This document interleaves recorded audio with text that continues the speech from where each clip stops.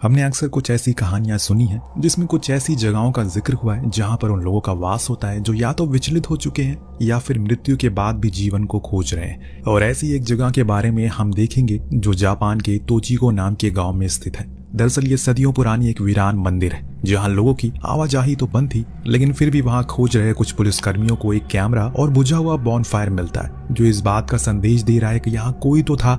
इसी बीच एक lady officer उस टेम्पल के अंदर गई क्योंकि दरवाजा खुला था। अब जब वो अंदर गई तो उसे वहां जमीन पर पड़ी एक चीज दिखी। ये थी एक डायरी जिसके ऊपर खून की बूंदें टपक रही हैं और वो ताजी भी है। तभी उस लेडी की नजर सामने पड़ गई। वहां जो कुछ भी था इतना ज्यादा भयानक था कि वो वहीं पर बेहोश हो गई और ये सीन यहीं कट हो गया।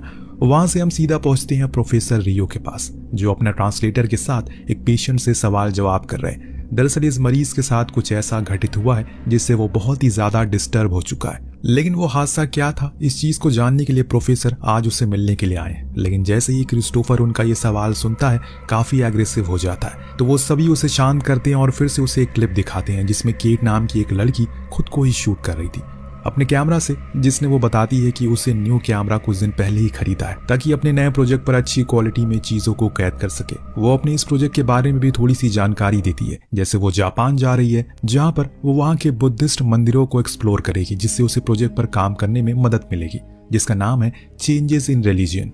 जब इस क्लिप को क्रिस्टोफर देख तो वो हमें 5 दिन पहले ले जाता है ताकि हमारे सामने उस दास्तान को रख सके जिसने उसकी ऐसी हालत कर दी। केट क्रिस्टोफर के साथ एक होटल में पहुंचती है जहां पर उसका बॉयफ्रेंड जेम्स उसका पहले से इंतजार कर रहा था। दरअसल ये लोग ओहियाना नाम के शहर में जाने वाले हैं जो टोक्यो में पड़ता है, इसीलिए शाम की ट्रेन पकड़कर ये निकल गए। असल में क्रिस्टोफर को जापानीज आती है, इसीलिए वो केट के साथ उसका ट्रांसलेटर बनकर जा रहा है ताकि उनकी कोई मदद हो सके। वो इस बहाने थोड़ा घूम भी लेगा। बातें करते हुए ये लोग उस शहर की छोटी पतली गलियों में घूमना शुरू करते हैं क्योंकि अगर किसी शहर को जानना है तो सबसे पहले उसी जगह पर जाना चाहिए जहां से शहर की नींव रखी गई है। उसी जगह पर इन्हें एक दुकान देखी जिसमें केट को एक किताब मिली जो उसे बहुत ही ज्यादा पसंद आई। वो उसे खोलकर पढ़ना शुरू करती है जिसमें किसी टेम्पल का जिक्र था। उसके साइड में बनी एक अजीब सी मूर्ति जो किस चीज की तरफ इशारा कर रही है ये उसे समझ में नहीं आया। लेकिन आपको ये किताब देखकर कुछ याद आया? अगर आया तो कमेंट में जरूर लिखिएगा। तो वो अब उस किताब को खरीदने का मन बना लेती है। लेकिन यहाँ पर एक अजीब सी चीज हुई। दरअसल जब ये लोग उस जर्नल को लेकर कैश काउंटर पर गए तो वहां खड़ी ओनर ने केट के हाथों से उस बुक को छीन लिया और कहा कि इन चीजों से जितना दूर रहोगी उतना ही तुम्हारे लिए बेहतर होगा क्योंकि ये किताब बिकाऊ नहीं है। उसका ये रवैया किसी को कुछ खास जमा नहीं, इसीलिए वो बाहर आ गए। लेकिन केट के मन में बार बार वही जर्नल घूमे जा रही है और इस चीज को क्रिस्टोफर भी भाप लेता है। वो उसे खुश करने के लिए कुछ भी करने को राजी था, इसीलिए जब दुकान बंद होने वाली थी वो धीरे से जाकर उस किताब को रख लेता है और आसपास ओनर नहीं थी इसीलिए उसे करने में आसानी हुई। वो उस किताब को लेकर एक बार में जाता और वहीं उसे पढ़ने की कोशिश करने लगा। उस दौरान उसके साइड में बैठा एक शख्स ने उसे चेतावनी देते हुए कहा कि जिस चीज का जिक्र उसमें है वहां कभी मत जाना वरना वो जगह तुम्हें जिंदगी भर के लिए बीमार कर देगी। लेकिन क्रिस को उसकी बातों पर हल्का सा भी यकीन नहीं था। अब जो बार टेंडर था उसने बताया कि जिस मंदिर का जिक्र इस किताब में है असल में वो उसके गांव में ही है, यहाँ तक कि वो उसे वहां तक पहुंचाने का रास्ता भी बता सकता है। जो जानने के बाद वो फौरन अपने होटल की तरफ निकल गया। लेकिन तभी सुनसान सड़क किनारे एक बूढ़ी लेडी ने उसे रोका जिसकी दोनों आंखें नहीं थी। उसने एक डरावने लहजे में कहा, बेटा उस मंदिर में कभी मत जाना वरना भुगत जाओगे। ये चीज क्रिस को पूरी तरह से डरा देती है अंदर से क्योंकि उसे इस लेडी को कुछ भी नहीं बताया। फिर इसे कैसे पता चल गया इस किताब के बारे में? सबने मना किया अभी तक सिवाय उस बारटेंडर के। यहाँ तक कि उसने तो रास्ता भी बता दिया जो थोड़ा अजीब लग रहा है सोचने पर। आखिर वो क्यों चाहता है कि ये लोग वहां पर जाएं? क्या ऐसा करके उसे कोई फायदा मिलेगा? ये तो कहानी के अंत में पता चलेगा एक भयानक ट्विस्ट के साथ। फिलहाल आते हैं कहानी पर। तो अब क्रिस वहां से भागकर अपने होटल रूम में आता है और सो गया। लेकिन अब ऐसा लग रहा है कि कुछ तो है जो उसके साथ जुड़ चुका है क्योंकि उसे अपने ख्वाबों में भी वही लोग नजर आने लगे हैं जो आज पूरे दिन में उसे मिले थे। लेकिन हाँ, इसके अलावा भी कुछ लोग उसे दिख रहे हैं जिन्हें वो कभी आज तक मिला ही नहीं, जिसमें से एक 10 साल का बच्चा भी है। खैर सुबह जब उसकी आंख खुली उसके सामने केट बैठी थी जिसके हाथों में वही किताब जो देख वो बेहद खुश हुई और पूछा कि ये उसे कैसे मिली। उसने बताया कि वो खास उसी के लिए लेकर आया है। अब तो उसने उस मंदिर तक जाने का रास्ता भी पता कर लिया। ये जानने के बाद उसकी खुशी तो दुगनी हो गई क्योंकि उसका तो दिन बन चुका था। तो अब ये लोग फौरन पैकिंग करते हैं और निकल जाते हैं उसी गांव की ओर जहां पहुंचकर एकदम शांति सी मिली। हालांकि ज्यादातर गांव में ऐसे ही होता है, शहर के शोर शराबे से दूर लोग रहते हैं वहां के लोग। लेकिन जो कोई भी यहाँ पर उन्हें आते हुए देख रहा था सभी के चेहरे पर एक डर था। न जाने वो उन सभी के चेहरे पर सिर्फ एक ही सवाल नजर आ रहे थे कि आखिर ये लोग यहाँ पर क्यों आए हैं। अब ये लोग अपने होटल की तरफ रुख करते हैं, जहाँ का ओनर बातों बातों में इनसे पूछ ही लेता है यहाँ इस गांव में आने की उनकी क्या वजह है। यहाँ तो टूरिस्ट प्लेस जैसा कुछ भी खास नहीं है। तो जेम्स ने बताया कि वो एक मंदिर को देखने आया है जिसके बारे में उन्होंने किताब में पढ़ा है, उसी में उन्हें रिसर्च करनी है। उस मंदिर का नाम सुनते ही वो आदमी एकदम दहल जाता है और बताता है आज से 10 साल पहले एक 10 साल के बच्चे को भी उसी मंदिर की तरफ से न्योता आया था, लेकिन जब वो उसके अंदर गया तो उसे अजीब अजीब सी चीजें दिखना शुरू हो गई और वो लड़का बार बार किसी दूसरी दुनिया के लोगों का जिक्र करता है। फिर 1 महीने बाद जब वो बाहर आया तो उसके हाथों में उसकी आंखें थी। मेरे मानो तो यहीं से लौट जाओ, क्योंकि वो मंदिर नहीं बल्कि अभिशाप है जो लोगों को जिंदा ही मार देता है। लेकिन जैसे कि हम जानते हैं केट और जेम्स को उसकी बातों पर जरा सा भी यकीन नहीं होता, पर कहीं ना कहीं क्रिस को थोड़ा बहुत यकीन था, क्योंकि ये पहली बार नहीं है जब किसी के मुंह से उस मंदिर के बारे में ऐसा कुछ सुना हो। हर किसी ने उसे मना किया है उसके बारे में, लेकिन इस बारे में उसने अपने दोस्तों को कुछ नहीं बताया। अब ये लोग होटल में फ्रेश हो जाते हैं, केट और जेम्स बाहर वॉक के लिए जाते हैं तो क्रिस उसी किताब को थोड़ा और जानने की कोशिश में लग गया। इतने में होटल की मालकिन उसे ड्रिंक ऑफर कर दी है तो वो उनके साथ चला गया। अपनी बातों के दौरान उन्होंने उसी मंदिर के बारे में बताया। कई सालों तक वहां जाने के रास्ते को बंद कर दिया गया था, लेकिन कुछ महीने पहले उसे खोल दिया गया और तब से पूरे गांव वाले डरे हुए हैं। इसी के लिए कोई भी यहाँ पर अपने घर से जल्दी बाहर नहीं आता, इसीलिए जब तुम लोग यहाँ पर आए तो हर कोई हैरान हो गया।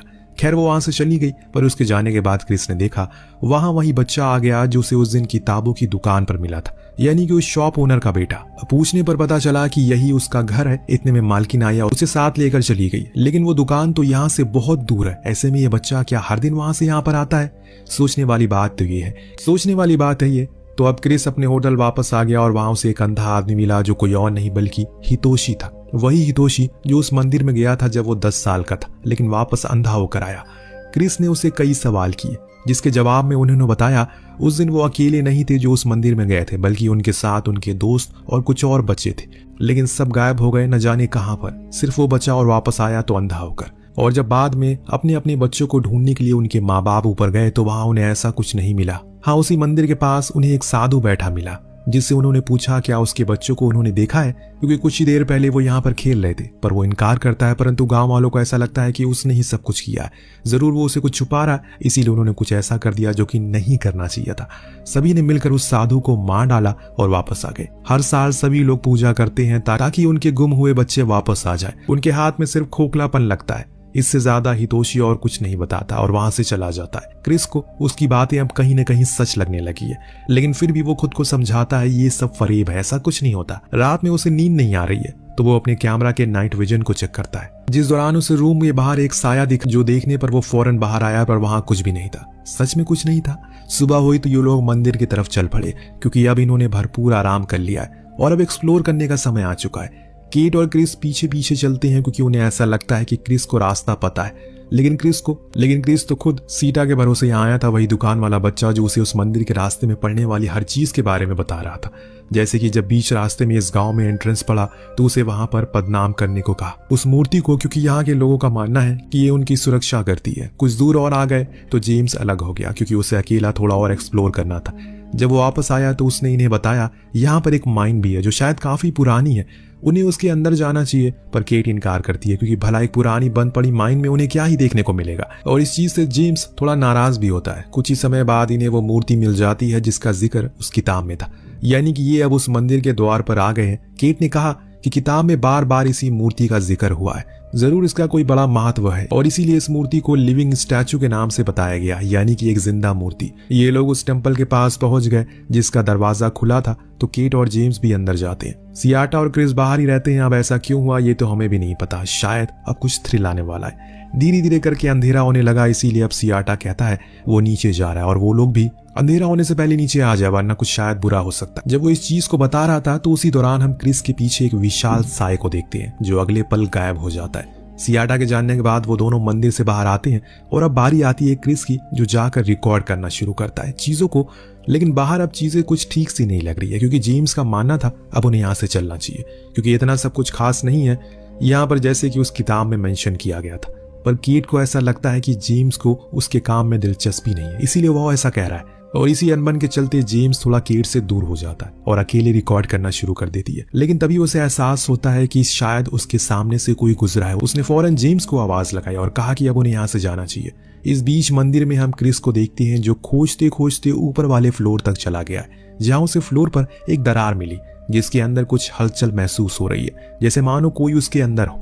वो इस चीज को देखने की कोशिश करता है कि तभी उसके पीछे से कोई हाथ बाहर आता है और उसे उसी दरार में खींच लेता है। उसकी चीख सुन ये दोनों फौरन अंदर आते हैं और क्रिस को बाहर निकालते हैं, लेकिन अब ये नीचे नहीं जा पाएंगे क्योंकि अंधेरा काफी हो गया है। ऊपर से क्रिस की एक टांग भी टूट गई है और ऐसे में नीचे जाना बहुत मुश्किल होगा उसके लिए।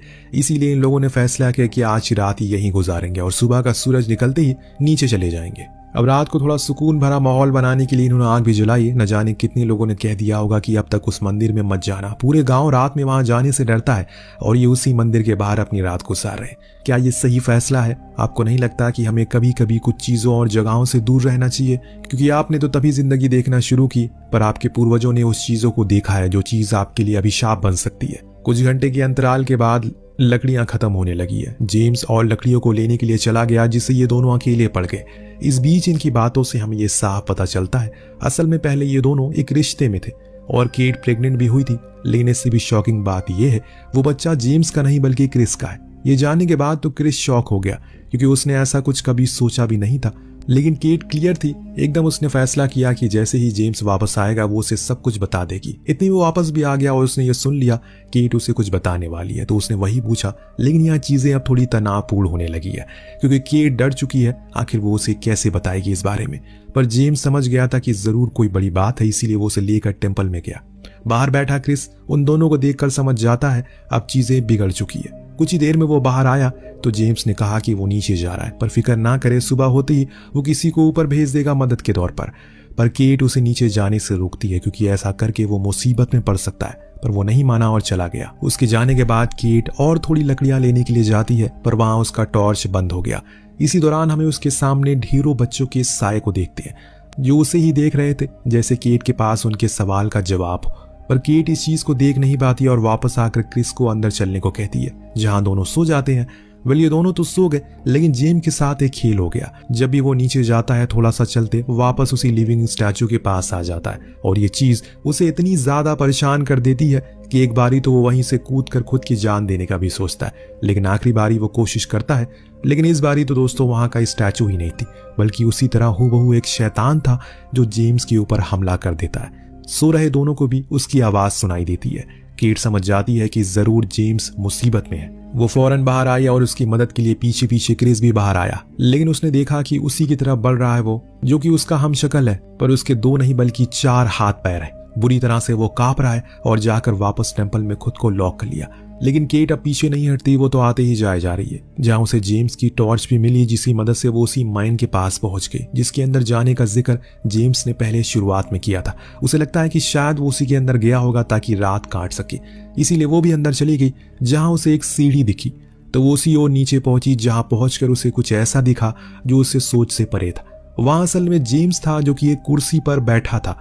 उसकी दोनों आंखें निकाल ली गई है। उसे देखकर ऐसा लग रहा है कि मानो वो किसी के वश में हो। उसकी ऐसी हालत को देखने के बाद केट फौरन पीछे की ओर भागती है, लेकिन जिस जगह से वो आई थी वहां से वापस जाने का कोई रास्ता नहीं बचा। यानी कि केट की कहानी भी यहीं पर खत्म होती है। लेकिन ये कर कौन रहा है, ये सवाल अब हमें मिलने वाला है। अब हम एक बार फिर से हॉस्पिटल में आते हैं जहां से कहानी की शुरुआत हुई थी। प्रोफेसर अभी भी क्रिस से सवाल कर रहे हैं पर वो कुछ बोल नहीं रहा है क्योंकि वो ये सब कुछ सिर्फ अपने मन से ही देख रहा है। जबान तक वो कुछ बात ला ही नहीं पा रहा है। जिस चीज को देखने के बाद रियो ने कहा कि उसे ही अपने दोस्तों को मारा है क्योंकि उनके पास उसके सबूत है, तो क्रिस ने सिर्फ इतना कहा सियाटा यहाँ क्या कर रहा है। प्रोफेसर ने जवाब दिया कि यहाँ कोई सियाटा नहीं है और ना ही उसके गांव में इस नाम का कोई बच्चा एग्जिस्ट करता है। यह हम हर उस दृश्य को वापस से देखते हैं जिसमें क्रिस और सियाटा आपस में बात ही कर रहे हैं, जिसमें यह हमें साफ दिखता है कि सियाटा को सिर्फ वो ही देख पा रहा था, ना कि कोई और। बल्कि यहाँ पर एक और चीज से पर्दा उठता है जो था जेम्स का कातिल, जो कोई और नहीं बल्कि खुद क्रिस ही था और ये चीज उसी के कैमरा में रिकॉर्ड हुई। पर क्रिस को तो कुछ समझ नहीं आ रहा है कि ये सब क्या हो रहा है।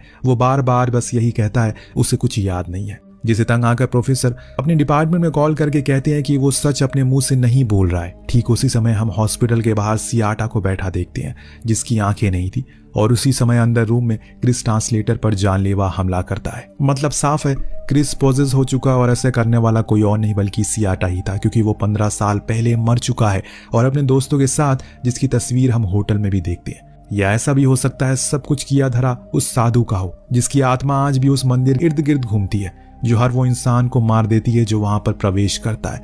जो जर्नल सबसे पहले केट को मिली शायद वो उसी साधु की लिखी हुई, जो लोगों को अपनी तरफ खींचता है और तभी से उनका अंत शुरू हो जाता है।